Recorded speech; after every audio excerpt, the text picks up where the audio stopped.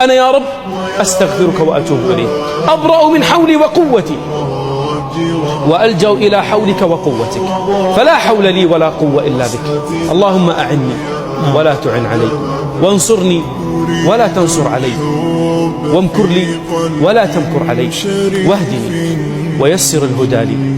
تضرع إلى الله، ابتهل لله سبحانه وتعالى.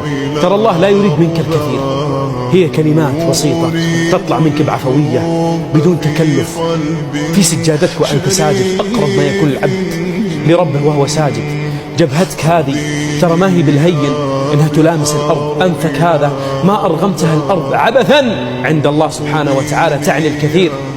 تضرع لله، ابتهل لله. قصرت قل يا رب تراني قصرت، اغفر ارحمني.